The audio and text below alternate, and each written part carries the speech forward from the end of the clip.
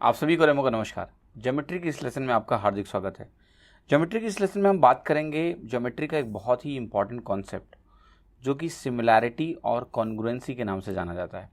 Similarity को हिंदी में बोलते हैं समरूपता, तो इसको मैं लिख दे रहा हूँ हिंदी में समरूपता, और जो आपका कॉन्ग्रुएंसी है ये कहलाता है सर्वांग समता। ठीक है, तो इन दोनों चीज़ों के बारे में बात करेंगे। कॉन्टेक्स्ट है हमारा ट्रायंगल, पर हम थोड़ा सा इसको जनरलाइज सेंस में बात करेंगे कि सिमिलैरिटी और कॉन्ग्रुएंसी क्या होती है। देखिए, सिमिलैरिटी और कॉन्ग्रुएंसी को यूजुअली क्या होता है कि एज ए स्टूडेंट जब आप पढ़ते हो बुक्स में या कहीं और से, तो आपको सिमिलैरिटी जिस तरीके से पढ़ाई जाती है वो बहुत ही एक थियोरेटिकल मीनिंग उसकी बताई जाती है कि देखो ये सिमिलैरिटी होती है। ठीक है, थियोरेटिकल मीनिंग होती है। मैं आपको कहीं ना कहीं इसकी विजुअल मीनिंग देने की कोशिश करूंगा, और जब आप एक बार विजुअल मीनिंग समझ जाओगे या सिमिलैरिटी को 100% समझ जाओगे तो आपके लिए क्वेश्चन सिमिलैरिटी के इतने आसान हो जाएंगे कि आपको कभी कोई तकलीफ नहीं आएगी। साथ ही साथ मैं इसके थ्रू कुछ स्टैंडर्ड केसेस भी आपको बताऊंगा जो आपके लिए बहुत ही लाभकर होंगे। तो शुरुआत करते हैं और डिस्कस करते हैं कि देखिए सिमिलैरिटी का मतलब क्या है। तो देखिए चलिए बात करते हैं सिमिलैरिटी की। पहले सिमिलैरिटी मैं यहाँ पर लिख रहा हूँ जो कि समरूपता की बात हो रही है। तो देखिए समरूपता को कैसे समझें कि क्या होता है, पहले नाम से ही निकालने की कोशिश करते हैं।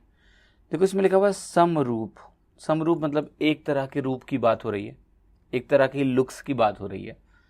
जैसे यहाँ पर लिखा है सिमिलर, सिमिलर का मतलब भी होता है एक तरह का, तो कुछ एक तरह से लेना देना है। समरूपता एक तरह से दिखने वाले लोगों के बारे में कुछ बात की जाती है। तो इसको समझाने के लिए मैं देखिए क्या इस्तेमाल करूँगा। मुझे उम्मीद है कि आपने बचपन में कभी न कभी महाभारत की सीरियल या रामायण कभी देखा होगा, जिसमें जब दानव और दैत्य की लड़ाई होती है, तो इसके थ्रू मैं समझाने की कोशिश करता हूँ कि सिमिलैरिटी का मतलब क्या होता है।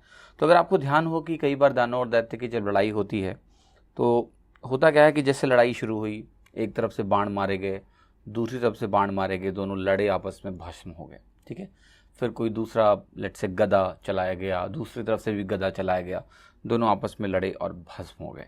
तो इस तरह की जब चीज़ें होती हैं उसके बाद क्या होता है कि जो दैत्य होता है, अगर आपको ध्यान हो तो दैत्य क्या करता है, दैत्य क्या करता है कि अपने अपने जो अपना साइज़ है ना वो इंक्रीज़ करता है।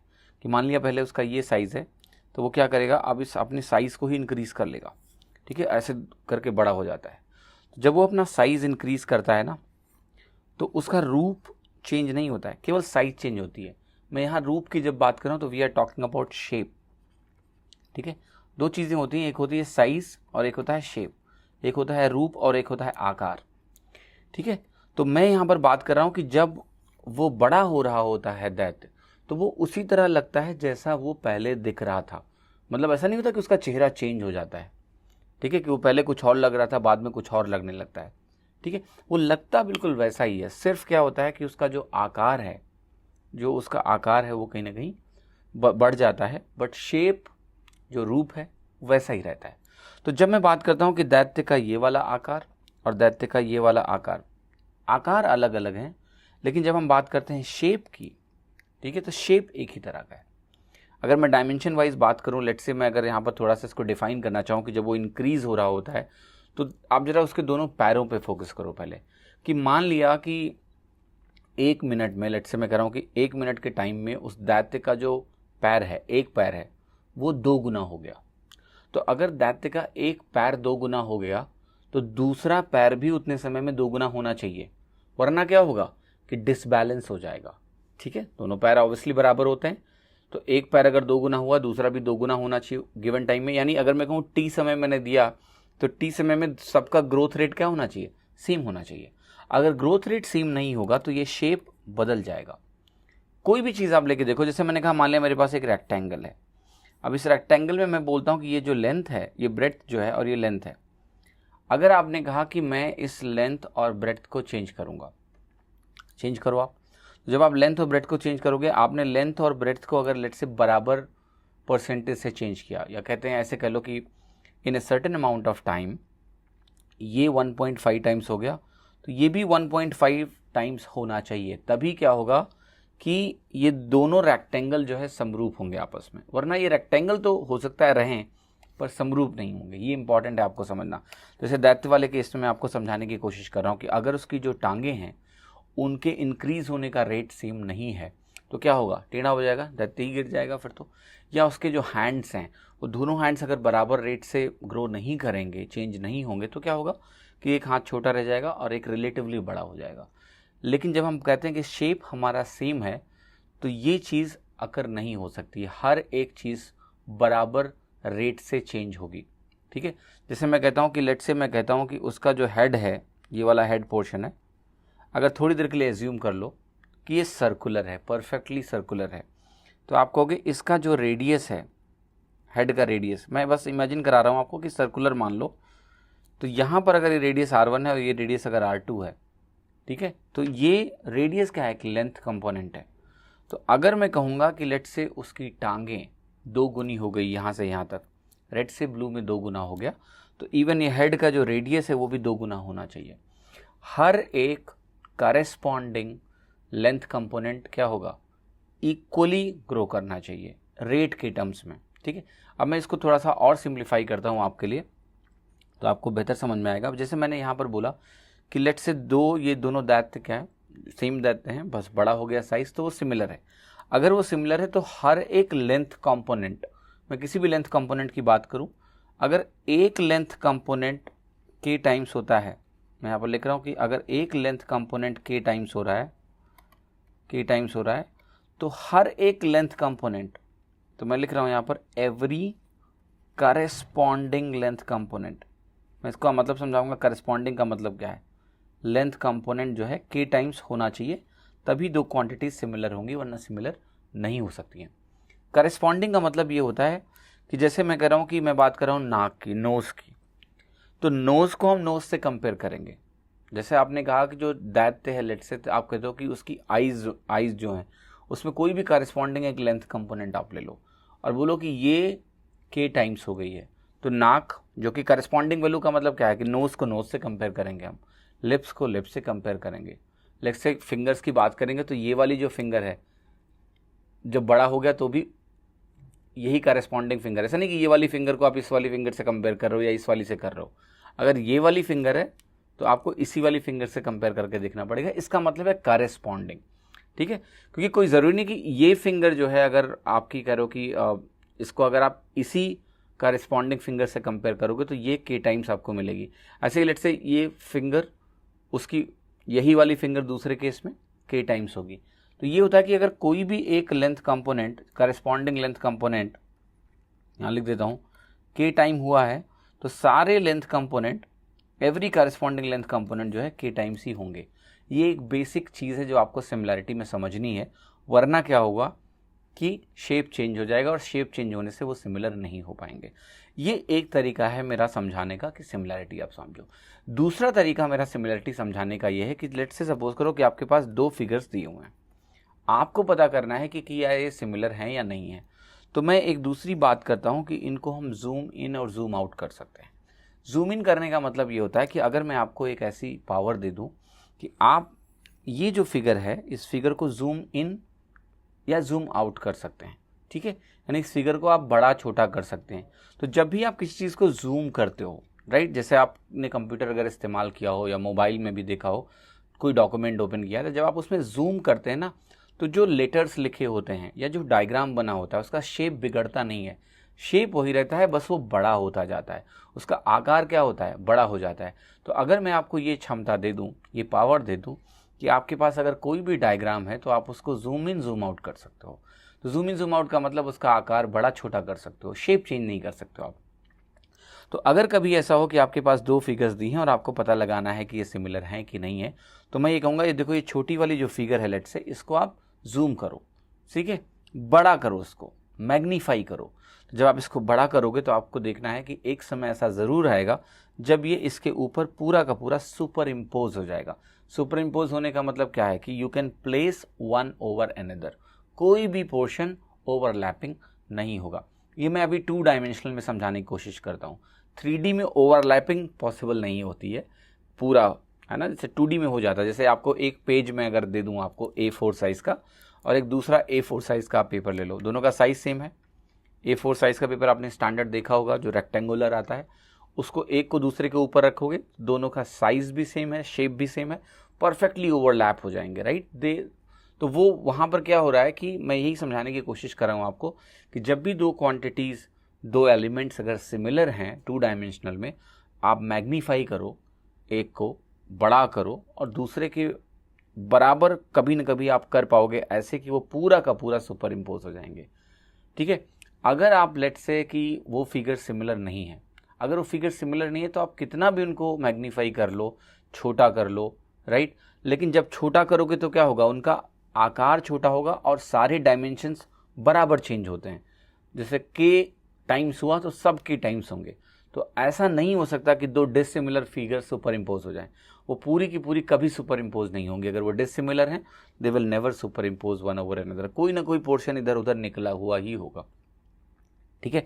तो ये एक बेसिक अंडरस्टैंडिंग है सिमिलैरिटी की, जो आपको समझनी है कि जो एक तरह दिखते हैं, अगर वो इस प्रॉपर्टी को फुलफिल करते हैं, ठीक है, कि उनका हर एक एलिमेंट बराबर रेट से चेंज हुआ है, बराबर गुना हुआ है, तो फिर they are similar, right, otherwise they are not similar. और ये सुपर इम्पोजिशन प्रिंसिपल भी कहीं ना कहीं आपको हेल्प आउट करेगा अंडरस्टैंड करने में। जैसे मैं आपको एक छोटा सा एग्जांपल देता हूँ, 2D की बात कर रहे हैं अभी, तो 2D में ही हम लोग रहेंगे, ठीक है, लेकिन 3D में इसके क्या एप्लीकेशंस हैं, जब मेंसुरेशन होगा तो और डिटेल में मैं आपको बताऊंगा इसके बारे में।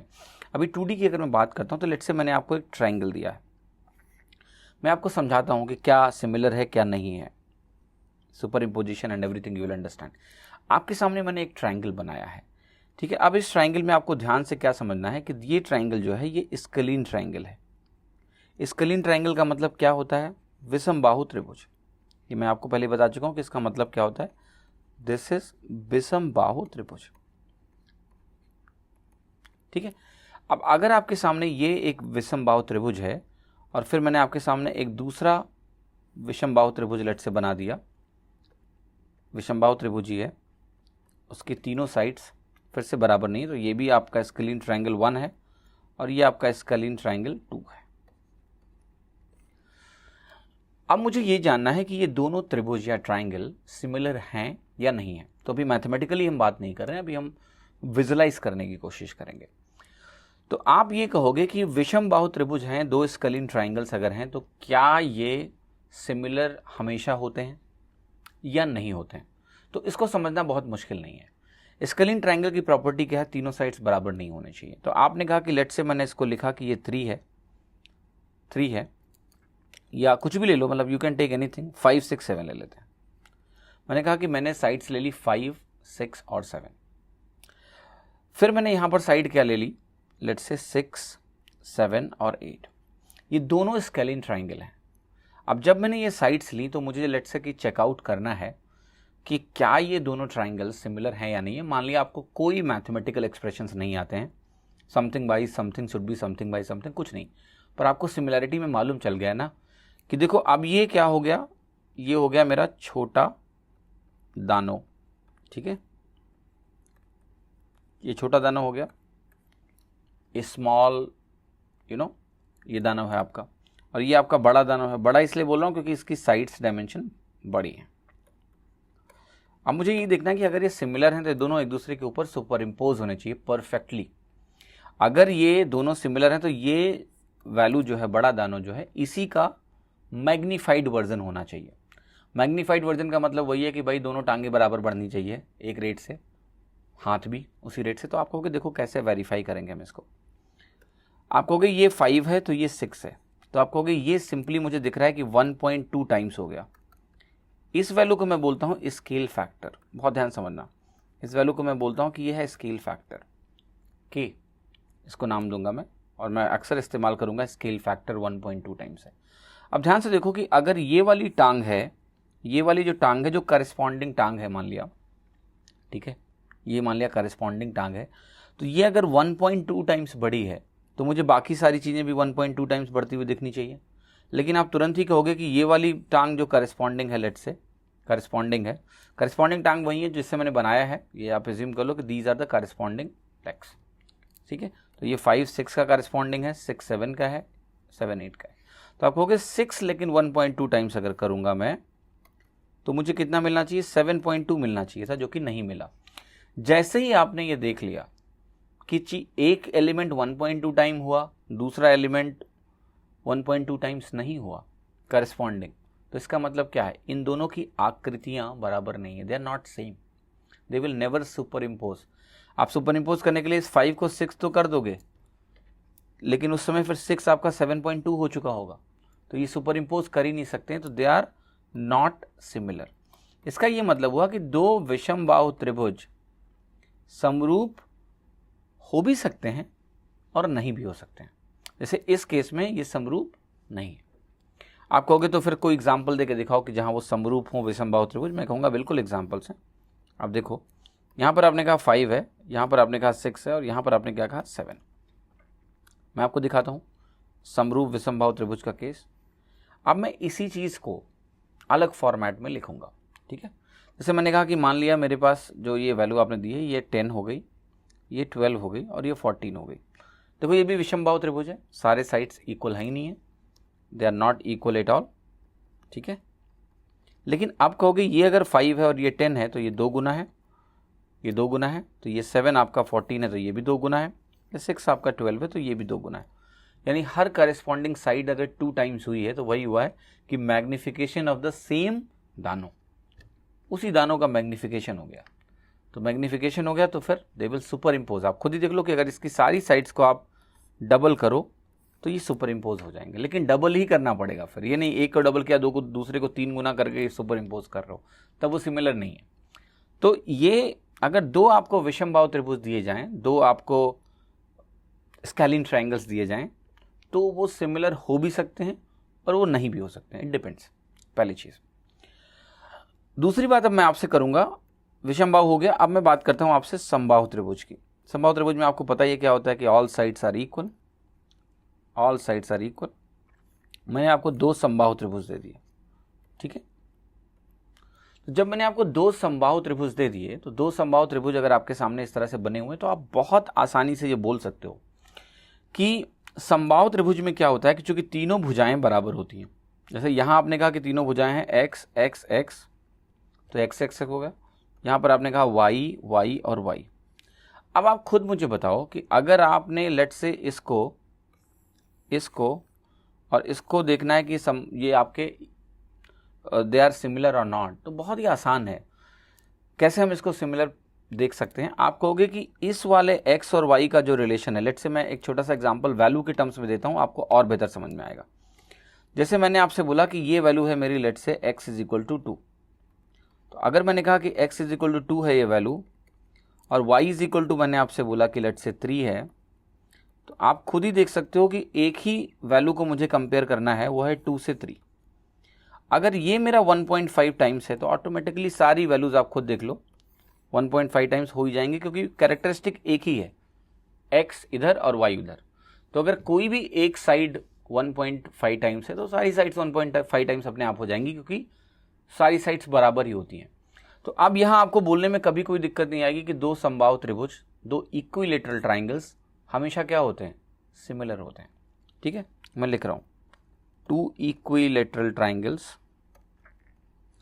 2 equilateral triangles are always similar, हमेशा समरूप होते ही होते हैं। तो ये हमारे लिए एक बहुत इंपॉर्टेंट केस बनेगा अभी, और इसको मैं डिटेल में आपसे डिस्कस करूंगा इसके बारे में कि इसमें बहुत कुछ इंपॉर्टेंट चीज़ें निकल के आएंगी, है ना। अब देखो आपको अंडरस्टैंड क्या करना है। आप अगर विजुलाइज भी करें इक्विलेटरल ट्राइंगल को, सारे साइड्स बराबर हैं, आप इनको जूम करो, ठीक है, इसको मैग्नीफाई करो, तो आपको ज़रूर ऐसा मिलेगा कि ये सुपर इम्पोज कर जाएंगे। उस तरीके से आप अंडरस्टैंड कर सकते हो।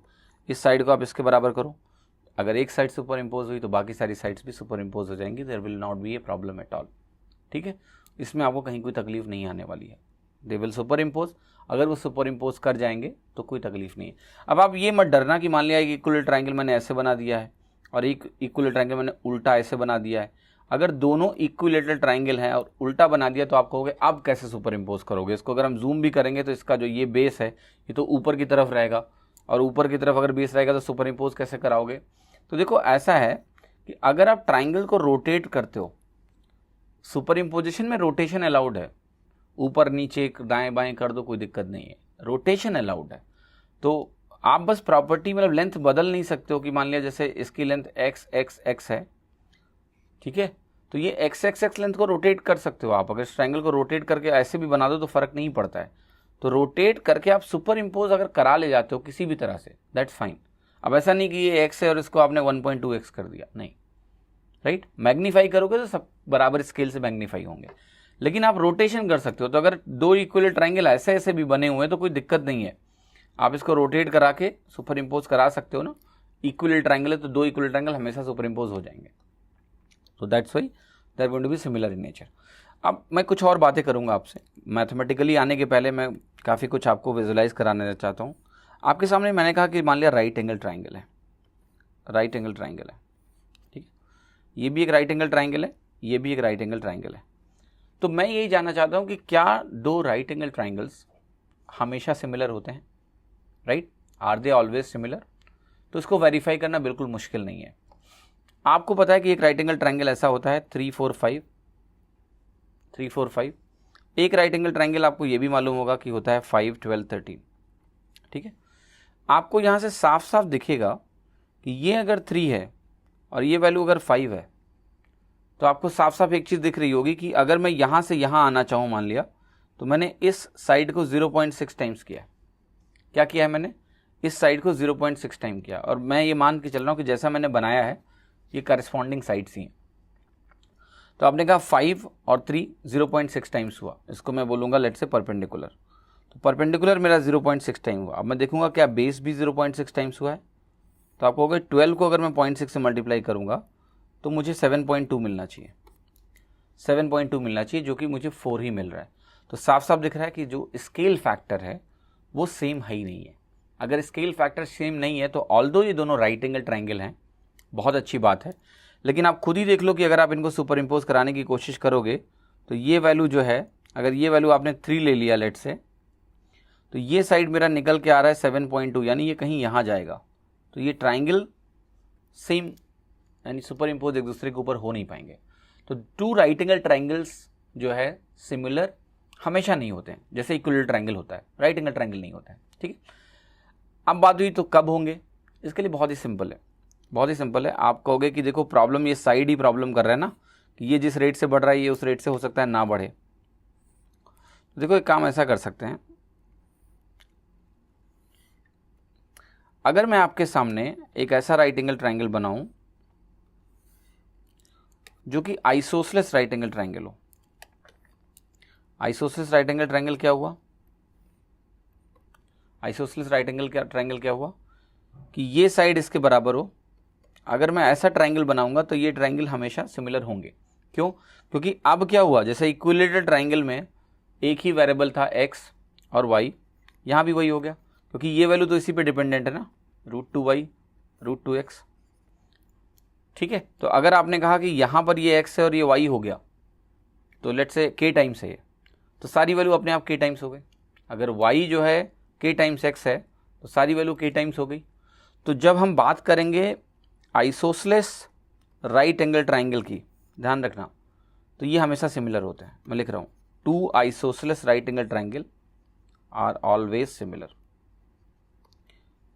तो फिर आप कहोगे इसका क्या मतलब ये हुआ, क्या इसका मतलब ये हुआ कि दो राइट एंगल ट्रायंगल हमेशा सिमिलर तभी होंगे जब आइसोसेलेस ट्रायंगल होंगे?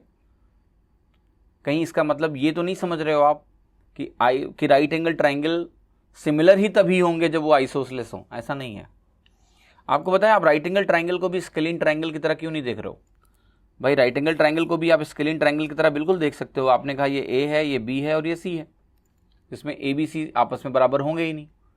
ये क्या हुआ, ये भी एक स्केलिन ट्रायंगल है, राइट एंगल ट्रायंगल है स्केलिन, क्यों? ट्रायंगल तो है ही ना, अल्टीमेटली ट्रायंगल है और स्केलिन है, क्योंकि तीनों साइड्स आपस में बराबर नहीं है, विषमबाहु त्रिभुज हो गया। तो विषमबाहु त्रिभुज में हमने आपको बताया था ना कि ये भी सिमिलर हो सकते हैं और नहीं भी हो सकते हैं। इनके सिमिलर होने के लिए ज़रूरी क्या है कि आपको ये इंश्योर करना पड़ेगा कि सारे साइड्स एक ही स्केल फैक्टर से मल्टीप्लाइड हो। फॉर एग्जांपल, जैसे मैंने राइट एंगल ट्रायंगल आपके सामने बनाया, ये राइट एंगल ट्रायंगल आपके सामने बनाया, मैंने कहा कि मान लिया 3 4 5 है, स्केलिन है कि नहीं है? यस। दूसरा राइट एंगल ट्रायंगल बना रहा हूँ जो कह रहा हूँ 6 8 10 है। देखो यहाँ पर ये 3 टू टाइम्स हुआ, 4 भी 2 टाइम्स हुआ, 5 भी 2 टाइम्स हुआ।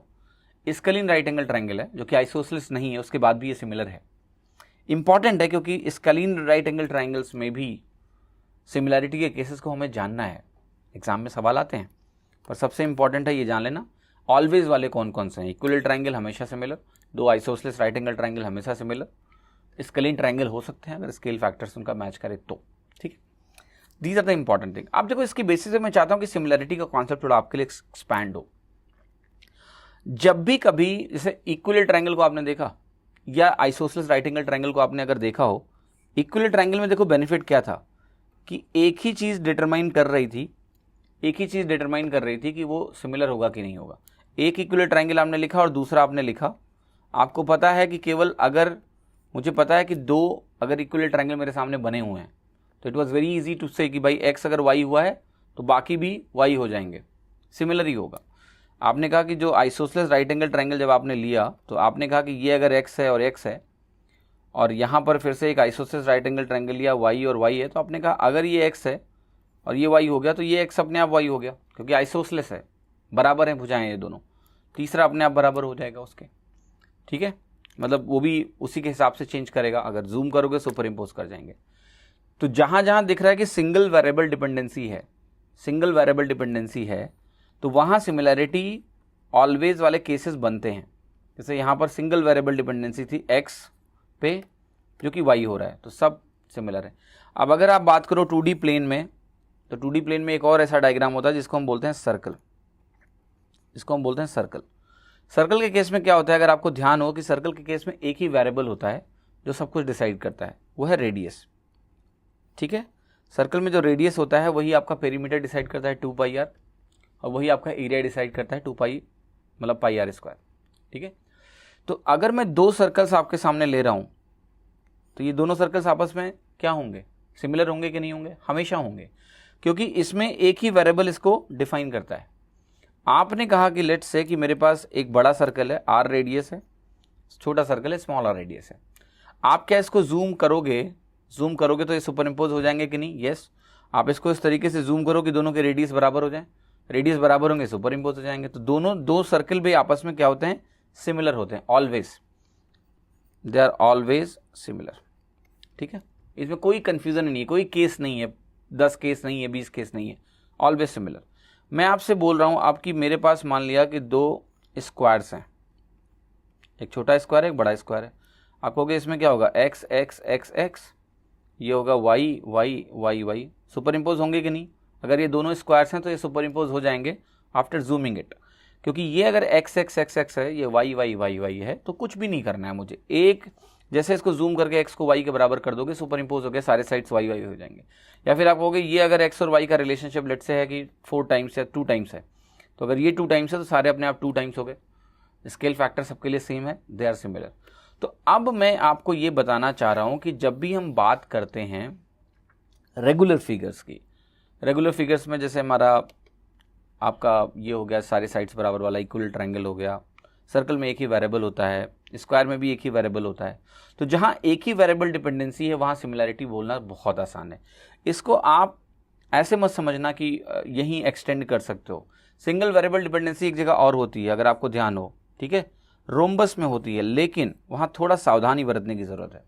जैसे आपके सामने एक रोम्बस है, हमने ये तो बोल दिया कि देखो एक स्क्वायर दूसरे स्क्वायर के हमेशा सिमिलर होगा, लेकिन क्या 2 रोम्बस हमेशा सिमिलर होंगे, दैट इज वेरी इंपॉर्टेंट कि हमें थोड़ा सा सोचना पड़ेगा इसके बारे में कि क्या 2 रोम्बस हमेशा सिमिलर होंगे।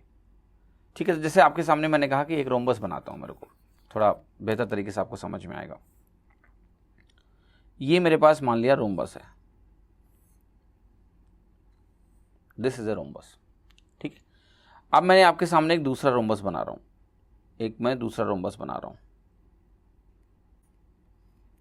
देखो स्क्वायर भी ना एक तरह का रोम्बस ही है, इससे आपको बेहतर समझ में आएगा, स्क्वायर भी एक तरह का रोम्बस ही है। ठीक है, तो या तो इससे आप अंडरस्टैंड कर लो कि भाई अगर आपने ये रोम्बस मुझे बना के दिया जिसकी सारी साइड्स मान लिया x x x x हैं, और यहां पर एंगल लेट से आपने बोल दिया कि ये वाला 60 डिग्री है, एक एंगल फिक्स कर दिया आपने, फिर आप दूसरा रोम्बस मान लिया बना रहे हो ऐसा, let say you are creating another rhombus, जिसके बीच का ये वाला एंगल लेट से 70 डिग्री है, ठीक है, ऐसा बनाया आपने। अब देखो प्रॉब्लम क्या होगी ना कि हैं तो ये दोनों रोम्बस, बहुत अच्छी बात है, स्क्वायर में पता था ये 90 के अलावा कुछ नहीं होगा, लेकिन रोम्बस में बहुत सारी पॉसिबिलिटीज है। तो यहां पर क्या होगा कि आप कुछ भी कर लो, ऑल्दो वेरिएबल एक ही है यहां पर, लेकिन ये सुपर इम्पोज नहीं हो पाएंगे। इक्विलेटरल ट्रायंगल में ऐसी प्रॉब्लम थी ही नहीं, क्योंकि इक्विलेटरल ट्रायंगल में आपको पता है कि जब आप तीनों साइड्स को बराबर करोगे ना, तीनों साइड्स को बराबर करोगे और इस तरह से अरेंज करोगे ना, तो ये एंगल्स फिक्स होते हैं। ऐसा नहीं है कि आप कोई और ट्रायंगल ऐसा बना लो जिसमें एंगल्स डिफरेंट हो और वो इक्विलेटरल हो, 60-60 ही होता है। लेकिन रोम्बस में बहुत पॉसिबिलिटीज है भाई, यहाँ 60 है, आपने यहाँ 70 कर लिया, ये भी रोम्बस बन गया, आपके सामने रोम्बस बन गया।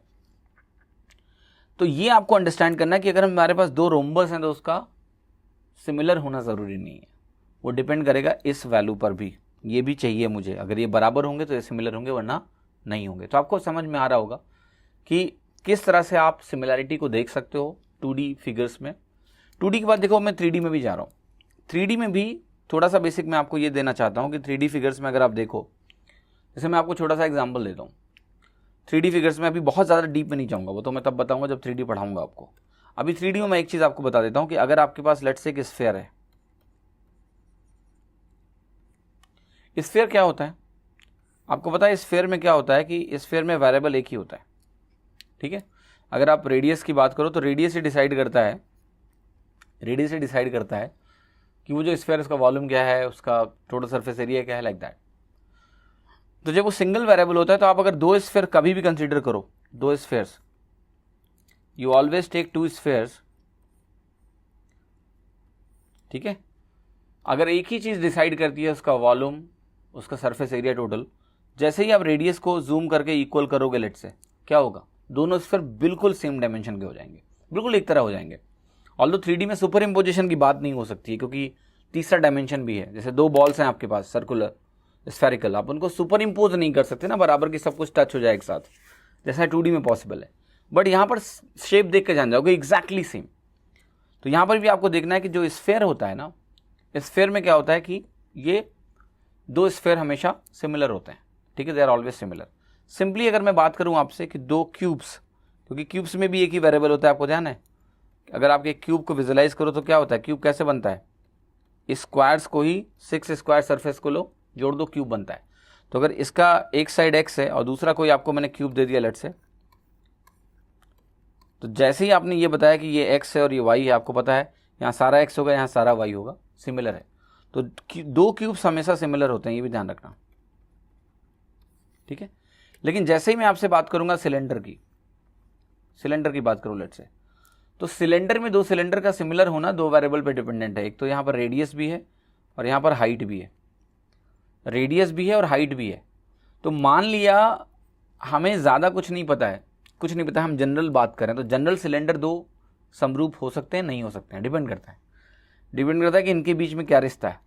अगर लेट से मैं आपको दो सिलेंडर दे दूं, ठीक है, दो सिलेंडर दे दिया, मैंने कहा यहाँ पर रेडियस और हाइट का रेशियो जो है 1:3 का है, और यहाँ पर जो आपका रेडियस है और हाइट है, इसका रेशियो मैंने बोला 2:3 का है। तो आपको पता है जब भी आप रेडियस को बराबर करोगे हाइट सेम नहीं हो पाएंगे, तो ये कभी आपस में दे आर नॉट सिमिलर। लेकिन अगर मैं रेडियस और हाइट का रेशियो यहाँ पर भी 1:3 कर दूं, तो फिर दोनों सुपर इम्पोज का मतलब कहने का मतलब इक्वल रेडियस और इक्वल हाइट के सिलेंडर बनाए जा सकते हैं, ठीक है, जूम करके। So that's why they are similar, then they can be similar. तो इसका इस्तेमाल हम कब करेंगे? बहुत सारी ऐसी जगह होंगी, मैं आपको बता रहा हूँ, जिसमें हम इसका फ़ायदा उठाएंगे। कहाँ फ़ायदा उठाएंगे? We will gain the benefit in calculating surface area, volume, moulding के केसेस होते हैं, उसमें हम बात करेंगे। अभी ज़्यादा नहीं सोचना है, मैं आपको एक पर्सपेक्टिव देना चाहता हूँ कि सिमिलैरिटी को ना पहले सही से समझो। जिस तरीके से आपने सिमिलैरिटी को समझा है ना, वो बहुत ही अधूरा ज्ञान है, आंसर उससे निकलते हैं।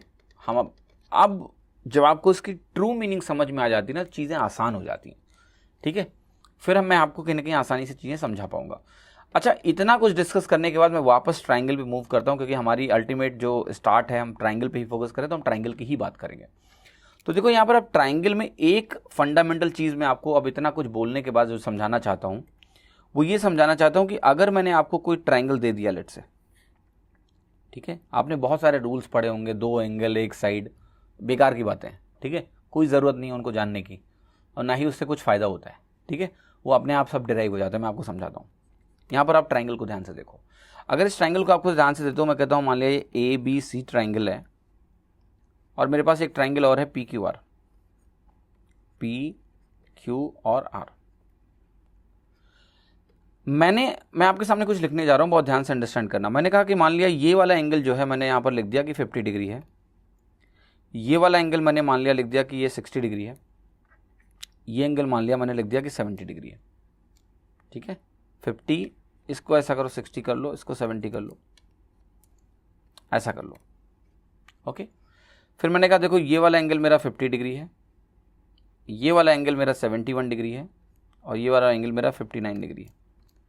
मैं आपको समझाने की क्या कोशिश कर रहा हूँ कि आपको पावर अगर है, मान लिया कि आप इसको मैग्नीफाई कर सकते हो, ठीक है, और इसको भी आप मैग्नीफाई या फिर छोटा कर सकते हो, तो ये कभी सुपर इम्पोज हो पाएंगे क्या? नहीं। क्यों? आपने अगर साइड बराबर भी कर दी, लेट्स से आपने ये साइड इसके बराबर कर दी, ये वाला एंगल 50-50 दिख ही रहा था और यहीं उठा के रख दिया, आपको पता है क्या होगा कि ये साइड जब बराबर हो जाएगी ना, तो जो Q है ना वो 71 डिग्री पे निकलेगा ऐसे, क्योंकि इन दोनों लाइंस के बीच का जो एंगल है वो तो आप नहीं बदल सकते ना मैग्नीफाई करके एंगल थोड़ा ना चेंज होता है, एंगल तो वही रहेगा। तो क्या होगा कि ये सुपर इम्पोज नहीं हो सकते हैं। आप बैठ के पूरा दिमाग अपना लगा लो कि ये कब सुपर इम्पोज हो पाएंगे। आप कहोगे इसकी सबसे जो इंपॉर्टेंट कंडीशन है ना भाई सुपर इम्पोजिशन के लिए, वो कंडीशन यही है कि ये आपकी वैल्यू, अगर आपने जो भी यहाँ पर लिखा हुआ है, ये दोनों में जब तक एंगल्स तीनों बराबर नहीं होंगे, ये नेसेसरी कंडीशन है एक्चुअली। मैं आपको बता रहा हूँ, अगर 2 ट्राइंगल्स आपको मैंने दिए, कोई भी ट्राइंगल हो, scalene, right angle, whatever you call it, वो तब तक सिमिलर नहीं हो सकते हैं जब तक तीनों एंगल ट्राइंगल्स के दूसरे ट्राइंगल से मैच ना करें। कोई भी एक एंगल अलग कर दो, सुपर इम्पोज होगा ही नहीं, कुछ भी कर डालो आप, सिमिलर नहीं हो सकते। तो देखो ये आप विजुलाइज करके समझ सकते हो कि भाई जूम इन जूम आउट करेंगे तो ये एंगल बराबर नहीं होंगे, तो सुपर इम्पोजिशन नहीं हो सकता है। अगर ये समझ में आ गया तो सिमिलरिटी समझ में आ गई। फिर ये जो AAS करके पढ़ते हो ना, मैं बताता हूँ, कुछ भी दिमाग नहीं लगाना है, मैं सारे चीज़ें आपके सामने लिख के दिखा देता हूँ। अच्छा, तीनों एंगल बराबर बोलना ज़रूरी है क्या? आप कहोगे नहीं। देखो ट्राइंगल में होता क्या है कि ट्राइंगल में जो तीसरा एंगल होता है वो तो हम 2 एंगल जान के ही निकाल सकते हैं। आप मुझे बताओ, किसी भी ट्राइंगल में अगर 2 एंगल बराबर हमने सिद्ध कर दिए, अगर हमने 2 एंगल्स बराबर सिद्ध कर दिए, तो क्या तीसरा एंगल अपने आप बराबर हो गया कि नहीं? हो गया ना, क्योंकि वो 180 माइनस दिस होगा। तो 2 एंगल्स अगर बराबर होंगे तो तीसरा अपने आप बराबर हो जाएगा। तो इसलिए इसको बोलते हैं डबल ए, एंगल एंगल। तो अगर हमने एंगल और एंगल को बराबर कर दिया, 2 ट्राइंगल में अगर हमने एंगल और एंगल आपस में बराबर कर दिया, ठीक है, 2 एंगल्स बराबर कर दिए लेट्स से, तो अगर हमने 2 कॉरेस्पॉन्डिंग एंगल्स बराबर कर दिए या 2 एंगल्स बराबर कर दिए, कोई भी 2 एंगल्स बराबर कर दिए, तो वो ट्राइंगल क्या हो गया? सिमिलर होना है, क्योंकि थर्ड एंगल तो अपने आप बराबर हो जाएगा। ट्रिपल ए लिखने की जरूरत नहीं है। ऑब्जेक्टिव आपको पता है कि तीनों एंगल जब बराबर होंगे तभी ट्राइंगल सिमिलर होगा, यही एक कंडीशन है और वो मैं विजुलाइज करके समझ पा रहा हूँ। अब मैं उसमें आगे आपको लेके चल रहा हूँ। मैंने कहा डबल ए, 2 एंगल बराबर, ट्राइंगल हमेशा सिमिलर है। अब इसी डबल ए को पाने के कई सारे तरीके हैं, इसी डबल ए को पाने के कई सारे तरीके हैं, वो आपको ध्यान से कहीं ना कहीं अंडरस्टैंड करना है और समझना है। देखिए अब होगा क्या कि आपको मान लिया डबल ए का ज्ञान नहीं है कि डबल ए बराबर है, ये आपको नहीं मालूम है, तो इसी को अलग अलग तरीके से प्रस्तुत किया जाता है। अगर हम बात करते हैं लेट्स से इसकी, तो जैसे इसी में एक रूल ऐसे बन जाएगा, साइड एंगल साइड। अब इसको ध्यान से समझो कि इसका मतलब क्या हो गया। अगर ये चीज़ आप प्रूव कर दो कि 2 कॉरेस्पॉन्डिंग साइड और उनके बीच का अगर एंगल जो है, मैं आपको समझाता हूँ इसका कहने का मेरा मतलब क्या है, ठीक है। जैसे मैंने इस केस को हटा दिया, अभी 2 ट्राइंगल मेरे सामने लिखे हैं, अब जरा इन पे हम सारी चीज़ें मैं आपको समझा देता हूँ अच्छे से। जैसे आपको मान लिया कि AB साइड और ये BC साइड, ध्यान से देखना, ये जो AB साइड है आपका, ये साइड, और ये आपका BC साइड, इनको बहुत ध्यान से अंडरस्टैंड करना है, ठीक है। तो अगर आपको एक चीज़ ये मालूम चल जाए कि जो AB और BC का जो रेशियो है ये बराबर है, मान लिया PQ और QR के रेशियो के, AB का रेशियो BC से और PQ का रेशियो QR से, ये रेशियो आपस में बराबर है, ठीक है। और इनके बीच का जो एंगल है ये आपस में बराबर है। ऑलराइट, ये एंगल आपस में बराबर है, तो ये ट्राइंगल्स क्या होंगे, सिमिलर होंगे।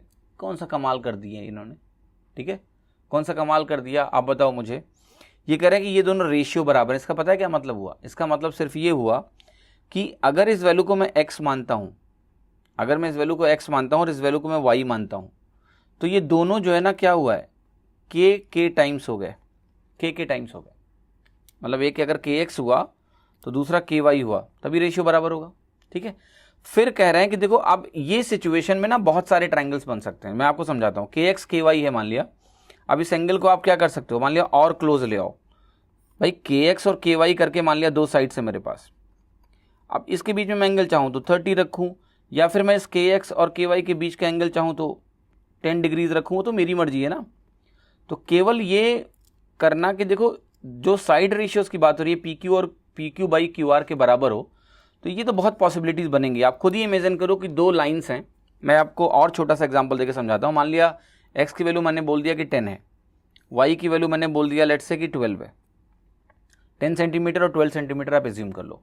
अब अगर आपके पास 10 सेंटीमीटर और 12 सेंटीमीटर की दो लाइन्स हैं, दो लाइन सेगमेंट्स हैं ऐसे करके, तो आप 10 और 12 वाले को कैसे भी ले सकते हो, कितना भी एंगल ले लो उनके बीच में। लेकिन सिमिलैरिटी की कंडीशन तो तभी बनेगी ना जब ये एंगल फिक्स कर दो आप कि नहीं नहीं, मुंह उतना ही खोलेगा जितना हम बोलेंगे। मुंह कितना खोलेगा, इसी के बराबर खोलेगा। तो दो साइड्स जो आपने ली है जिस पॉइंट पे मिल रही हैं, तो उन्हीं के बीच का जो एंगल है ना वो भी आप फिक्स कर दो। जब वो आप फिक्स कर दोगे ना, ट्राइंगल फंस गया, ट्राइंगल फंस गया। अब क्या होगा, ये एक ही ट्राइंगल बन सकता है अगर आपने वो भी फिक्स कर दिया, एंगल भी। तो ये लेंथ तो आपने कहा kx है, ky है, और साथ में एंगल भी बीच में फिक्स कर दिया। तो जो तीसरा साइड है ना, ये तीसरा साइड जो अपने आप है, ये भी कहीं ना कहीं फिक्स हो गया उसी रेशियो में। क्योंकि जब दो साइड्स आपने फिक्स कर दिए हैं, इसका रेशियो आपने फिक्स कर दिया, बीच का आपने एंगल फिक्स कर दिया, तो ये कहाँ मूव करके जाएगा भाई, ये भी तो उसी रेशियो में होगा कि अगर आपने इसको z बोला है तो ये kz होगा फिर। और अब तीनों एंगल्स आपस में फिर से बराबर हो गए, तीनों एंगल्स बराबर हो गए। आप स्केल फैक्टर से समझ लो, ट्राइंगल क्या हो गया आपका, ये ट्राइंगल आपका जो आपको चाहिए था वो मिल गया आपको। तो देखिए, आप इसी को बोलते हो कि डबल ए बोल दिया, इसको आपने बोल दिया कि दो साइड्स हैं और आपने उनके बीच का एंगल ले लिया। ये सब कुछ नया नहीं है, इसमें बहुत ज़्यादा आपको दिमाग नहीं लगाना है। मतलब once you understand similarity in a correct way, वो सारी चीज़ें ना सब इसी से डिराइव्ड हैं। You can just write those results. आपको उसमें कहीं ना कहीं पढ़ने की आवश्यकता नहीं है। तो डबल एंगल अगर बराबर होगा तो तीसरा अपने आप बराबर हो जाता है, काम बन जाता है। और अगर आपने कहा कि नहीं नहीं, साइड रेशियोज अगर सेम है, साइड रेशियोज अगर सेम है, तो उन साइड रेशियोज अगर सेम है तो हमको उसके बीच का कहीं ना कहीं आपस में जो एंगल होता है वो हमें फिक्स करना पड़ता है। अगर हम उस एंगल को कहीं फिक्स नहीं कर पाएंगे तो फिर काम नहीं बनने वाला है, ठीक है। Then it is not going to work, right. That information is very very very important, ठीक है। ये आपको बहुत अच्छे से कहीं ना कहीं समझने की ज़रूरत है, ठीक है। तो आप देखिए, ये तो हो गई सिमिलैरिटी की अंडरस्टैंडिंग। लेकिन आप कहोगे कि सिमिलैरिटी से हमें क्या मिलता है, what do we get by similarity, ठीक है। तो ये जो नोटेशंस है ना, ये इतनी इंपॉर्टेंट है नहीं। आप किताबों में मुझे पता है ये सब रट के रखते हो, the notations are not at all important. आपकी अगर अंडरस्टैंडिंग है तो ये तो कुछ भी नहीं है, नथिंग, राइट। आप देख के बता दोगे कि क्या है। लेकिन लोग क्या करते हैं, अपना इतना टाइम बर्बाद करते हैं इन सब चीज़ों में ना, पूछिए मत। They waste so much time to understand यही कि SAS डबल ए जो मैंने विजुअलाइजेशन कराया है, बस वही सीखना है और कुछ नहीं सीखना है आपको, ठीक है। अब मैं आपको एक चीज़ बताने जा रहा हूँ जो आपके बहुत काम आने वाली है। जब भी आपके पास दो ट्राइंगल्स हैं, लेट से ABC PQR, सारी चीज़ें आपसे ही निकलवा लूँगा मैं। अब ABC है और PQR है, और लेट से आपने ये प्रूव कर दिया कि ये दोनों ट्राइंगल सिमिलर हैं। अगर ये ट्राइंगल सिमिलर होंगे तो सर एक चीज़ आप अंडरस्टैंड कर लो कि जो भी लेंथ कंपोनेंट है, अगर आपने कहा कि ये लेंथ है x और ये लेंथ है kx और ये सारी करेस्पॉन्डिंग साइड से, मान लिया कि ये ब्लू कलर है तो ये करेस्पॉन्डिंग साइड ब्लू कलर बोल दिया मैंने। ये अगर रेड कलर है तो ये आपका रेड कलर हो गया, राइट। जब मैं क्वेश्चंस करवाऊंगा बाद में तो आपको इसकी क्लैरिटी और मिल जाएगी। ये ग्रीन है तो ये ग्रीन है, मतलब ये करेस्पॉन्डिंग साइड्स हैं। और करेस्पॉन्डिंग साइड्स आपको पता है कैसे मिलेंगी, एंगल के बेसिस पे आपको करेस्पॉन्डिंग साइड समझ में आ जाएगा। जैसे मैंने कहा कि ये एंगल अगर θ1 है तो ये एंगल क्या है, θ1 है। अब θ1 एंगल किसके किसके बीच में है, देखो θ1 एंगल AB और ABAC यहाँ पर, यहाँ पर भी देखो ब्लू और आर के बीच में θ1 θ, ये एंगल अगर θ2 है तो ये हो गया, ये आपका θ3 और θ3 है। तो करस्पॉन्डिंग साइड कैसे निकाल सकते हो आप कहोगे सेम एंगल θ1 तो उसके सामने की साइड करस्पॉन्डिंग कहलाएगी, ये इसके करस्पॉन्डिंग हो गई। θ2 के सामने θ2 के सामने, ये दोनों आपस में करस्पॉन्डिंग हो गए। मैंने सेम कलर से बनाया ताकि आपको समझ में आए, क्योंकि ये ज़रूरी है इसलिए आपको कि कई बार क्या होगा ना कि एग्ज़ाम में नोटेशंस ऐसे भी हो सकते हैं। देखो ध्यान से, जब डायग्राम एग्ज़ाम में बनता है ना, चीज़ें थोड़ी पलट जाती हैं और आप कहीं ना कहीं गलती करने की आपकी संभावनाएं जो है बढ़ जाती हैं। एग्ज़ाम में हो सकता है कि जो नोटेशन हो वो हो तो ऐसे ही, अब यहाँ पर उन्होंने मान लिया आपका θ1 बन रहा है, ये θ2 बन रहा है और ये θ3 बन रहा है। तो यहाँ पर अब करस्पॉन्डिंग साइड अगर आपको लिखना होगा तो बहुत ध्यान से देखना क्या क्या करस्पॉन्डिंग साइड्स है। आप कहोगे कि जो θ1 एंगल बन रहा है वो AB और AC है, ठीक है। तो मैं देखो बहुत ध्यान से दिखाता हूँ आपको, ये क्विकली अंडरस्टैंड करना है। तो आप कैसे कलर करके यहाँ पर मैं आपको समझाऊंगा कि देखो θ1 के अपोजिट ये ग्रीन है, यहाँ भी θ1 के अपोजिट आप बताओगे ग्रीन, ठीक है। दैट इज इंपॉर्टेंट ताकि गलती ना हो। फिर देखो मैं कहूँगा θ2 के अपोजिट यहाँ पर मैं बना रहा हूँ रेड, तो यहाँ θ2 का अपोजिट जाके देखो तो ये है रेड। देन हम क्या देखेंगे कि θ3 के अपोजिट है यहाँ ब्लू, तो यहाँ θ3 के अपोजिट क्या है ब्लू। ऐसे आप सीखोगे तो कभी आपसे गलती नहीं होगी करस्पॉन्डिंग साइड पहचानने में। अब इसका क्या मतलब है, इसका मतलब मैं आपको बता रहा हूँ कि लेट से आपने कहा कि ये x है और ये करस्पॉन्डिंग साइड हुआ, तो ये क्या हो गया आपका kx। अब ये आपको पता लगा कि ब्लू और ब्लू जो करस्पॉन्डिंग साइड्स हैं वो k गुना हुई है। तो अगर ये k गुना हुई है तो आप कहोगे कि देखो ग्रीन वाला अगर यहाँ y है तो यहाँ ये ky होगा, ये आपका z है तो ये आपका kz होगा। ऐसा नहीं हुआ कि ये z है तो ऐसे दिख रहा है कि ये करस्पॉन्डिंग साइड है, बस ये दिख रहा है कि करस्पॉन्डिंग साइड है क्योंकि एक ऐसे ऐसे हम लेते हैं, ऐसा नहीं है। नोटेशन एंगल डिसाइड करता है कि सेम एंगल के सामने, क्योंकि तीनों एंगल बराबर होने चाहिए, सिमिलर है, तो सेम एंगल के सामने वाली साइड्स जो है करस्पॉन्डिंग साइड्स बनती हैं। क्योंकि डायग्राम जब क्वेश्चंस में आएंगे कई बार तो छुपे हुए होते हैं, टेढ़े मेढ़े होते हैं, एक ट्रायंगल सीधा दिख रहा है, दूसरा ट्रायंगल टेढ़ा दिख रहा है, तो वहां पर आपकी ये अंडरस्टैंडिंग कि सामने वाला जो एंगल है, सेम एंगल के सामने वाली साइड्स जो है करस्पॉन्डिंग होती हैं, then you will be able to write this relationship, ठीक है। मैं अगर आपको नोटेशन से समझाने की कोशिश करूँ तो ज़्यादा बेहतर आपको समझ में आए, शायद कि आपसे कभी गलती नहीं होनी चाहिए इस तरह से। जैसे मैंने दो ट्रायंगल बना दिया आपको, अब दोनों ट्रायंगल बनाने के बाद मैंने कहा कि देखो ये θ1 है, ये θ2 है, ये θ3 है ना। यहाँ पर मैंने कहा कि ये θ1 है, ये θ2 है और ये θ3 है, ठीक है। अब मैंने कहा कि लेट्स से कि ये दोनों ट्रायंगल क्या है, सिमिलर है, दोनों ट्रायंगल सिमिलर है। फिर मैंने कहा ये साइड है 4 और ये साइड है 5 और ये साइड है 6, ठीक है। और ये वैल्यू मेरी कितनी हो गई है, लेट्स से 10। मैं ये जानना चाहता हूँ कि बताओ बाकी दोनों वैल्यूज़ क्या हैं। तो आप कहोगे देखो θ1 के अपोजिट 5 था, यहाँ θ1 के अपोजिट क्या है 10। सिमिलर क्यों है, क्योंकि दोनों के एंगल देखो θ1 θ2 θ1 θ2, अगर दो एंगल्स बराबर हैं तो ट्रायंगल सिमिलर ही होंगे, तीसरा अपने आप बराबर हो जाता है। आप कहोगे कि दिस इज 5, अब देखो करस्पॉन्डिंग कैसे देख रहा हूँ मैं, θ1 के अपोजिट यहाँ 5 है, θ1 के अपोजिट यहाँ 10 है, तो यानी स्केल फैक्टर मेरा हो गया 2। स्केल फैक्टर मेरा कितना हो गया, k इज इक्वल टू 2। तो अगर मेरा स्केल फैक्टर 2 हो गया तो अब मैं सारी वैल्यू कैसे लिखूंगा, θ3 के अपोजिट यहाँ 4 है तो θ3 के अपोजिट यहाँ क्या होगा, 4 2 8। θ2 के अपोजिट यहाँ 6 है, θ2 के अपोजिट यहाँ कितना होगा 12। तो स्केल फैक्टर तो 2 है, लेकिन ऐसा नहीं हुआ है, देखो ध्यान से, यहाँ पर आपको बहुत इत्मीनान से अंडरस्टैंड करना है कि ऐसा नहीं हुआ है कि ये वैल्यू अगर 4 है, ये 8, चलो ठीक है, θ3 के अपोजिट से दोनों, 6 10 हुआ है, 4, ये गलती मत करना कि 4 8 है तो 6 12 होना चाहिए, नहीं, 6 12 हुआ है लेकिन इसका करस्पॉन्डिंग साइड यहाँ है तो यहाँ होगा, राइट, ये 12 नहीं होगा। तो ये थोड़ा अंडरस्टैंडिंग डेवलप करनी है आपको कि एंगल से आपको करस्पॉन्डिंग साइड्स मिल जाएंगे। तो देखिए क्या होता है कि जब दो ट्रायंगल सिमिलर होते हैं तो पूरी कहानी क्या होती है मैं आपको समझा देता हूँ, so that you never go wrong in exam. आपको नोटेशंस भी बता देता हूँ और मैथमेटिकली विजुअली तो आप देख ही चुके बहुत कुछ। तो लेट्स से मैंने कहा कि ये θ1 है, ये θ2 है, ये θ3 है, यहाँ भी ये θ1 है, ये θ2 है, ये θ3 है, राइट। तो होगा क्या कि देखिए क्या है कि दो चीज़ें होती हैं, एक होता है आपका length component,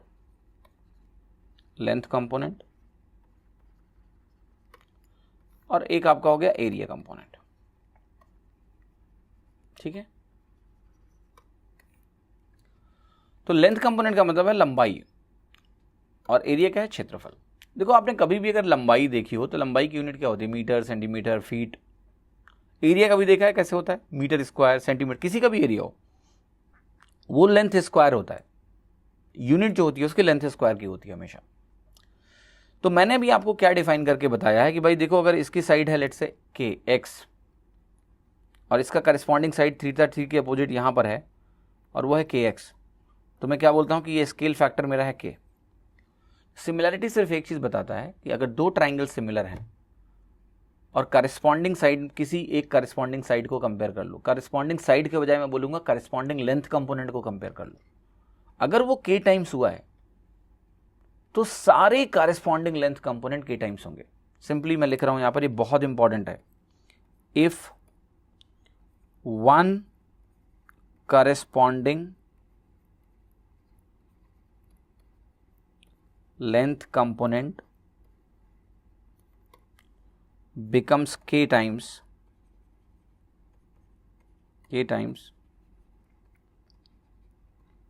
every corresponding length component will become k times। कब? जब सिमिलर होंगे ट्राइंगल, k टाइम्स। यहां पर लिख देना given two triangles are similar, मैं लिख रहा हूं given two triangles are similar. तो क्या मैंने समझाने की कोशिश करी, फिर से मैं बोलता हूं। मैंने कहा कि अगर दो ट्राइंगल्स आपको मैंने बोल दिया कि सिमिलर हैं तो आपको सिर्फ क्या देखना है कि अगर कोई भी एक करस्पॉन्डिंग लेंथ कंपोनेंट के टाइम्स होता है, कोई भी करस्पॉन्डिंग का मतलब वही समझा रहा हूं ना, थीटा थ्री के अपोजिट यहाँ एक्स था, यहाँ थीटा थ्री के अपोजिट ही के एक्स है, ये करस्पॉन्डिंग है। तो अगर ये के टाइम्स होगा तो every corresponding length component will become के टाइम्स। ये मैं आपको दानों वाले एग्जाम्पल में भी समझा चुका था कि पैर अगर के गुना है तो हाथ भी के गुना होगा, नाक भी के गुना होगा, तभी वो सिमिलर। सेम चीज मैं कह रहा हूं कि एक लेंथ कंपोनेंट अगर के गुना हुआ तो सारे लेंथ कंपोनेंट के टाइम्स हो जाएंगे। अब कहोगे लेंथ कंपोनेंट का मतलब क्या है, केवल साइड्स? नहीं, कुछ भी। जैसे मैं कहूंगा कि आपने ए पॉइंट से ना इस पे परपेंडिकुलर डाला, परपेंडिकुलर डाल दो, लेट्स से इसको बोलते हैं अल्टीट्यूड, ठीक है। आपने यहां पर परपेंडिकुलर डाला, मैं कह रहा हूं एडी और मैं कह रहा हूं यहां पर पी एम बोल दो। तो परपेंडिकुलर डाल रहे हो आप ए पॉइंट से थीटा वन वाले एंगल वाले वर्टेक्स से, करस्पॉन्डिंग लेंथ है ये भी दो लेंथ है, करस्पॉन्डिंग है, एक तरह की लेंथ है। तो इवन अगर आप पता है ये बोलते हो कि लेट्स से ये लेंथ जो है मेरी ये एच है, तो पता है यहां क्या होगा, यहां के एच होगा, क्योंकि ये करस्पॉन्डिंग लेंथ कंपोनेंट है। तो अगर एक करस्पॉन्डिंग के गुना हो रही है तो सारी करस्पॉन्डिंग लेंथ कंपोनेंट के टाइम्स होंगी।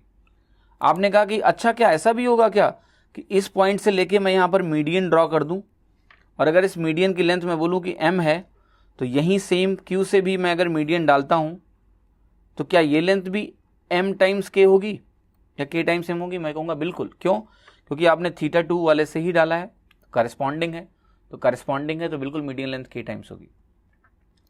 फिर आपके दिमाग में यह आ सकता है कि अच्छा क्या ऐसा भी होगा कि अगर मैं यहां पर इन रेडियस लूं, मतलब मैं आपको यहां पर इन सर्कल ड्रॉ कर दूं और इन सर्कल की जो प्रॉपर्टी होती है वो क्या होती है कि इन सर्कल का एक इन रेडियस होता है। तो आपने कहा कि मान लेते हैं कि ये इन रेडियस मेरा r है, तो r क्या है, एक लेंथ कंपोनेंट है। और यहां पर भी आप अगर इन सर्कल ड्रॉ कर दो, इन सर्कल ड्रॉ कर दो, तो क्या ये रेडियस k टाइम्स r होगी? बिल्कुल होगी, क्योंकि इन सर्कल तो एक ही होता है सर्कल का, दोनों ट्राइंगल्स में एक एक इन सर्कल होगा। और वो कौन डिफाइन कर रहा है? इन रेडियस। तो दोनों का इन रेडियस लेंथ कंपोनेंट ही हुआ। तो अगर मुझे करस्पॉन्डिंग लेंथ कंपोनेंट पता है k टाइम्स हो रहे हैं, तो अगर इसका इन रेडियस r गुना हुआ है, सॉरी इसका लेंथ कंपोनेंट, कोई भी लेंथ कंपोनेंट अगर k टाइम्स हुआ है तो इवन इन रेडियस भी आपका k टाइम्स होगा। तो आप कहोगे क्या ऐसा सर्कम रेडियस के साथ भी होगा कि सर्कम रेडियस? मैं कहूंगा बिल्कुल होगा। यही तो अंडरस्टैंडिंग हमने इतनी देर से डेवलप करी है। अगर आप सर्कम रेडियस, सर्कम सर्कल भी ड्रॉ कर दो और आप बोल दो कि इसका सर्कम सर्कल जो है, सर्कम रेडियस जो है लेट्स से कैपिटल R है, तो इसका जो सर्कम रेडियस होगा that will be equal to k times capital R. Not only circumradius, कुछ भी, बस करेस्पॉन्डिंग की बात की जाएगी. मतलब आपने कोई छोटा सा पैच यहां पर देखा जिसका नाम भी नहीं जानते हो, छोटा सा पैच आपने यहां देखा, वही पैच अगर आप यहां देखते हो, सेम पैच, उसकी लेंथ भी k गुना हो जाएगी. That is what similarity is. ये सिमिलैरिटी आप अंडरस्टैंड आपको करना है. जैसे एक एग्जांपल ले लो, घर जाना, एक ट्रायंगुलर शीट ऐसे काट लो, कोई भी A4 पेपर से एक शीट काट लो. अब उस शीट में एक पैच लगा दो, ऐसे पैच लगा दो छोटा सा 1 सेंटीमीटर का. अब मान लिया ये आपने जो लेंथ लिया, लेट से, है ना, ये लेंथ आपने कहा कि लेट से मैं इसको ऐसे ले रहा हूं कि ये 10 सेंटीमीटर है. तो अगर आपने इसको लेट से जूम किया, बड़ा किया, तो ये 10 सेंटीमीटर वाला पैच, 10 सेंटीमीटर वाला अगर ये लेंथ कंपोनेंट 20 सेंटीमीटर हो गया, तो इवन ये पैच जो है आपका 2 गुना हो जाएगा. ये अगर 1 सेंटीमीटर का था तो ये भी 2 सेंटीमीटर होगा, because that is what similarity is. Everything, every corresponding damn thing will become k times. Length component की बात कर रहा हूं मैं, ये सिमिलैरिटी है.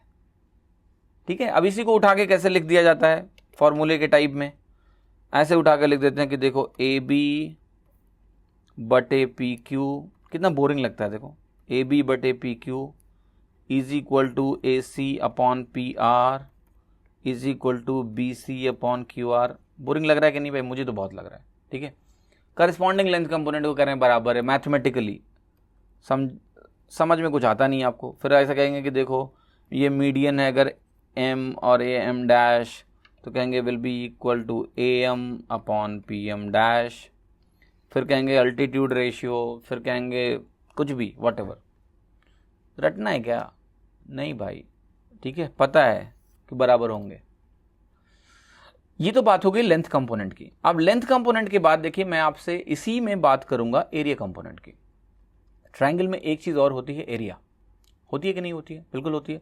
तो जरा उसके बारे में भी थोड़ा सा सोच लेते हैं कि क्या होगा. लेट्स से मैंने कहा कि आपके सामने मैंने एक ट्रायंगल ड्रॉ किया है, आपके सामने यहां पर भी मैंने एक ट्रायंगल ड्रॉ किया है. फिर से मैं कहूंगा ये है ABC और ये है मेरा PQ एंड R. मैं लिख रहा हूं θ1, θ2, θ3, θ1, θ2 एंड θ3 लिखा. ठीक है. अब ये लिखने के बाद पता है आपको, मैं आपको दिखा रहा हूं कि अब मैं बात कर रहा हूं एरियाज की. तो अगर मैं एरिया की बात करूं, एरिया कंपोनेंट की बात करूं, अगर मैंने कहा कि देखो θ3 के अपोजिट ये लाइन रेड, ये भी लाइन रेड, लिख दिया. लाओ थोड़ा बेहतर बना लेते हैं. Right, let's draw it better. तो आप कहोगे कि देखो θ3 के अपोजिट है ये AB लेंथ, ऐसे, ये भी PQ length, they are corresponding sides. तो अगर ये करस्पॉन्डिंग साइड्स हैं और आपने कहा कि वही ये x है और ये kx है, तो मुझे स्केल फैक्टर पता है, एंगल्स बराबर हैं, सिमिलर हैं, कोई टेंशन ही नहीं है. अब देखिए क्या है कि जब लेंथ कंपोनेंट k गुना हो रहा है, x से kx हो रहा है, एरिया आपको पता है लेंथ स्क्वायर होता है. अब लेंथ स्क्वायर का मतलब आप कहोगे अब ऐसा तो नहीं है कि ये स्क्वायर है. स्क्वायर में तो ठीक है, मालूम है कि ये a है तो ये भी a होता है, एरिया स्क्वायर होता है. कि आपने इसको अगर 2 गुना किया तो ये भी 2 गुना हो जाएगा, तो a स्क्वायर क्या होगा, 4 टाइम्स हो जाता है. ठीक है. या मैं कहूँ कि 2 स्क्वायर्स अगर मुझे दिए हैं तो बहुत आसान है. आप कहोगे अगर इसको एक साइड को k किया, दूसरा भी k हो जाता है, तो यहाँ k स्क्वायर a स्क्वायर हो जाता है, एरिया k स्क्वायर टाइम्स हो जाता है. नॉट ओनली स्क्वायर, कोई भी 2 सिमिलर फिगर्स में अगर स्केल फैक्टर k है तो एरिया k स्क्वायर टाइम्स ही होगा. मैं आपको क्या बताने की कोशिश करता हूं, आप समझना. मैं कह रहा हूं एक ट्रायंगल लिया आपने, दूसरा ट्रायंगल आपने लिया, और दोनों ट्रायंगल सिमिलर हैं. वही θ1, θ2, θ3, यहाँ भी θ1, θ2, θ3. और अगर आपने 2 ट्रायंगल लिए और दोनों ट्रायंगल सिमिलर हैं, ठीक है, आपने कहा कि ये 2 है और ये 3 है, और आपसे मैंने पूछा कि बताओ एरिया रेशियो क्या है, तो आप कहोगे ये 2 है और ये 3 है. साफ साफ मुझे दिख रहा है कि ये 1.5 टाइम्स हो गया. तो आप कहोगे इसका जो एरिया होगा वो 2.25 टाइम्स होगा. इस ट्रायंगल का एरिया इस ट्रायंगल के एरिया से 2.25 टाइम्स होगा. आप कहोगे ऐसा कैसे, हाउ इज इट पॉसिबल, ये कोई स्क्वायर थोड़ा ना है. देखिए क्या होता है ना कि एरिया की डेफिनेशन क्या है, लेंथ कंपोनेंट के स्क्वायर्स। जैसे मैं कहूँगा रेक्टेंगल, तो रेक्टेंगल में क्या होता है, L इंटू बी होता है, लेकिन होते दोनों लेंथ कंपोनेंट ही हैं। तो length component into length component निकाल के मुझे एरिया मिलेगा। स्क्वायर में वो सेम लेंथ होती है। अब एक चीज़ आप समझने की कोशिश करो कि जब दो फिगर्स सिमिलर होते हैं, दो फिगर्स अगर सिमिलर होते हैं तो कोई भी दो लेंथ कंपोनेंट अगर आप देखो करेस्पॉन्डिंग, तो वो सेम फैक्टर से ग्रो करते हैं, k और k टाइम्स। क्लियर और नॉट, क्लियर और नॉट, सेम फैक्टर से ग्रो करते हैं। तो अगर वो सेम फैक्टर से ही ग्रो करते हैं k एंड k, तो कोई भी प्रोडक्ट होगा लेंथ और लेंथ का। जैसे मैं कह रहा हूँ इस ट्राइंगल को आप बहुत सारे छोटे छोटे रेक्टेंगल में बांट सकते हो, कर सकते हो कि नहीं? आपने कहा कि मैं बहुत ही माइन्यूट रेक्टेंगल्स में बांट डालूंगा इसको पूरा, और ऐसे करके पूरे ट्राइंगल को आप डिवाइड कर दो। तो वही करेस्पॉन्डिंग रेक्टेंगल जो आप यहां बनाओगे ना, तो आप क्या कहोगे कि लेंथ और ब्रेड्थ एक ही तरह से चेंज होंगे। लेंथ और ब्रेड्थ जो चेंज होंगे वो एक ही रेशियो में चेंज होंगे। तो लेंथ इंटू ब्रेड्थ अगर आप करते हो तो लेंथ भी k टाइम्स, ब्रेड्थ भी k times, k square times area हो गया। हर एक रेक्टेंगल का अगर k स्क्वायर हो गया, नंबर ऑफ रेक्टेंगल्स दोनों में अगर आप काट रहे हो इस तरीके से करेस्पॉन्डिंग, तो ओवरऑल एरिया भी k स्क्वायर टाइम्स हो जाएगा। तो मेरा कहने का मतलब यह है कि दो सिमिलर फिगर्स अगर आपको दिखी, करेस्पॉन्डिंग लेंथ कंपोनेंट कोई भी, नॉट ओनली साइड्स।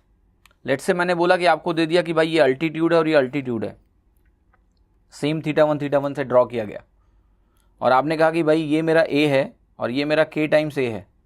तो यहां से ही मुझे दिख रहा है कि k टाइम्स हो गया, करेस्पॉन्डिंग लेंथ लिया है आपने। एक लेंथ कंपोनेंट अगर k टाइम्स हुआ है तो इन दोनों का एरिया मुझे पता है कि k स्क्वायर टाइम्स होगा इसका एरिया।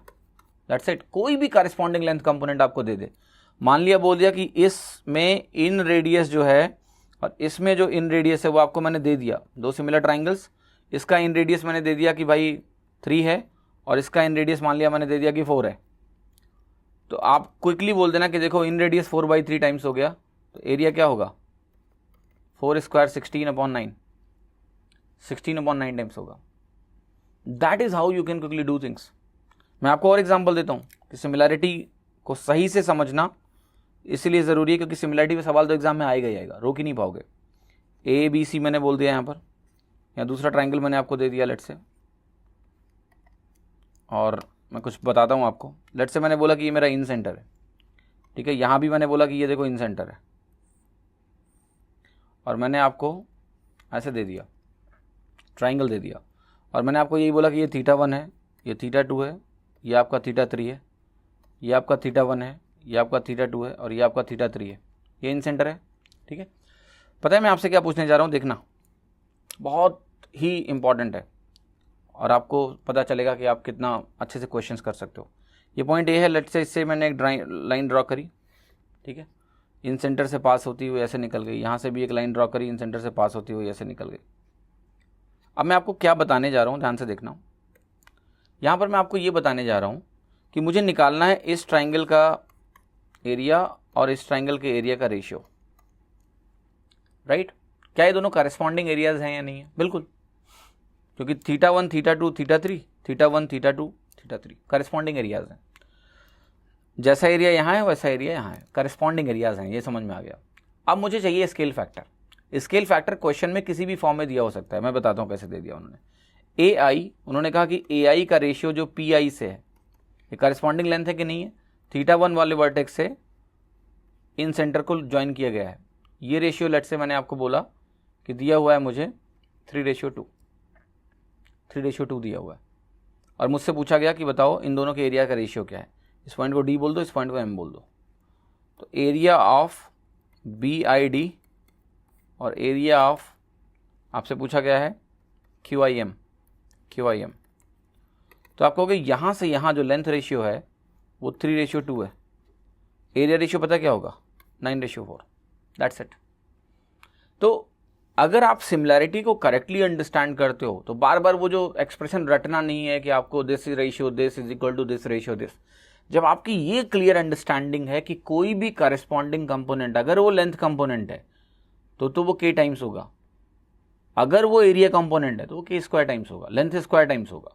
तो अगर कोई भी दो करेस्पॉन्डिंग लेंथ कंपोनेंट मुझे दिए हुए हैं, उनका रेशियो प्रोवाइडेड है, तो I can find any corresponding area. और इसका हम बहुत बेहतर इस्तेमाल करेंगे। मैं इतना टाइम सिमिलैरिटी पे इसलिए दे रहा हूँ, वो चाहता तो वही मैं भी एक्सप्रेशन लिख के छोड़ देता आपको, बट इस सिमिलैरिटी का पहला लेसन है, इस पर और भी लेसन होंगे। This is very very important concept कि आप कम से कम सिमिलैरिटी को तह तक और एक्चुअल में समझ पाओगे क्या है, क्योंकि हर एग्जाम सिमिलैरिटी टेस्ट करता है और कई बार जब वो थोड़ा डीप टेस्ट करता है तो फॉर्मूले वाले लोग थोड़ा हिल जाते हैं या उनको ज़्यादा टाइम लगता है क्वेश्चन करने में। आपकी अंडरस्टैंडिंग आपको इतना तेज बना देगी कि पूछिए मत। तो देखिए, पहले लेसन को मैं यहीं एंड करूंगा। अगले लेसन में आपको और ज़्यादा जानकारी, उस लेसन को भी बहुत अच्छे से आपको देखना है ताकि आपकी क्लैरिटी में कोई कमी नहीं होनी चाहिए। यही ऑब्जेक्टिव है कि you learn thing in a best way, you learn to visualise, और कोई चीज़ रटनी नहीं है, हर चीज़ बहुत अच्छे से समझनी है। तो समझ के आप इन चीज़ों को कहीं ना कहीं इंप्लीमेंट करें अपनी लर्निंग में। Thank you, have a great time.